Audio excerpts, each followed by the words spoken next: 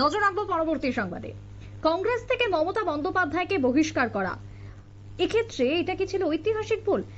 বিস্ফোরক স্বীকারোক্তি ইতিমধ্যে উঠে এসেছে কংগ্রেস নেতা প্রদীপ ভট্টাচার্যের পক্ষ থেকে। কংগ্রেস থেকে বহিষ্কার করা মমতা বন্দ্যোপাধ্যায়কে সেটা ঐতিহাসিক ভুল, কংগ্রেস নেতা প্রদীপ ভট্টাচার্যের বিস্ফোরক স্বীকারোক্তি। এই সংক্রান্ত বিষয়ে কথা বলে নেব রাজনৈতিক বিশ্লেষক সুমন ভট্টাচার্য জুড়ে গেছেন টেলিফোন লাইনে। সুমন বাবু, এই যে আজকের যে স্বীকারোক্তি উঠে এসেছে এত বছর পর এই স্বীকারোক্তি কেন কংগ্রেস নেতার?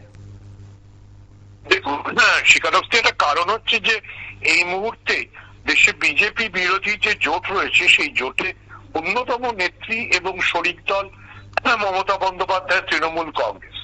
ফলে কংগ্রেসের মমতা বন্দ্যোপাধ্যায়ের সঙ্গে সম্পর্কের যে শীতলতা সেটা কাটাতে হবে এবং ইতিমধ্যেই ইন্ডিয়া ব্লকের মধ্যে একটা দাবি উঠেছে যে মমতা বন্দ্যোপাধ্যায় তাতেই ইন্ডিয়া ব্লকের নেতৃত্ব তুলে দিতে হবে। ফলে মমতা বন্দ্যোপাধ্যায়ের সঙ্গে সুসম্পর্ক স্থাপনটা কংগ্রেসের তরফ থেকে জরুরি। এই স্বীকারোক্তি এমন একজনের কাছ থেকে এলো, প্রদীপ ভট্টাচার্য, যিনি দীর্ঘদিনের সাংসদ, যিনি প্রাক্তন প্রদেশ কংগ্রেস সভাপতি, এবং আমার যতদূর মনে আছে, কারণ যে সময়টার কথা উল্লেখ করছেন উনি, সেই সময় আমরা সবাই সাংবাদিকতা এসে গেছি, তখন যে কমিটি তৈরি হয়েছিল, যে কমিটি চেয়ারম্যান করা হয়েছিল মমতা বন্দ্যোপাধ্যায়কে, কারণ পশ্চিমবঙ্গের রাজনীতিতে ভারসাম্য ধরে রাখার জন্য, অর্থাৎ সোমেন মিত্র বনাম মমতা বন্দ্যোপাধ্যায় সেই সময় যে লড়াই চলছিল, সেই ভারসাম্য ধরে রাখার জন্য মমতা বন্দ্যোপাধ্যায়কে যে ইলেকশন মনিটরিং কমিটির চেয়ারম্যান করা হয়েছিল, সেই কমিটির অন্যতম সদস্য ছিলেন প্রদীপ ভট্টাচার্য। ফলে প্রদীপ ভট্টাচার্য যদি এতদিন বাদে এটা মনে করেন এবং বলেন যে মমতা বন্দ্যোপাধ্যায়কে বহিষ্কার ঐতিহাসিক ভুল ছিল কংগ্রেসের, তাহলে আমি মনে করি সেটা উনি ঠিকই বলছেন। এবং প্রত্যেক আমরা তার পরের যে প্রায় সিকি শতাব্দীর যে রাজনীতি, সেই সিকি শতাব্দীর রাজনীতিতে দেখছি যে কিভাবে পশ্চিমবঙ্গে কংগ্রেস ক্ষীয়মান শক্তি হয়ে গেছে এবং তৃণমূল প্রথমে প্রধান বিরোধী দল, পরবর্তীকালে রাজ্যের শাসক দলে পরিণত হয়েছে। ফলে আমার মনে হয় কংগ্রেসের সঙ্গে তৃণমূলের সম্পর্ক মেরামতির দিক থেকে প্রদীপ ভট্টাচার্যের এই স্বীকারোক্তি গুরুত্বপূর্ণ।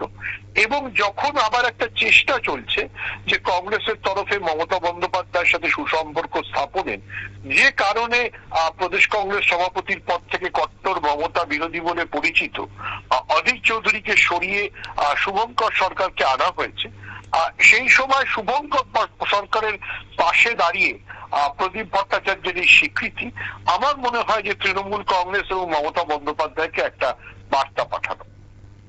একেবারে তাই। ধন্যবাদ সুমন বাবু। টেলিফোন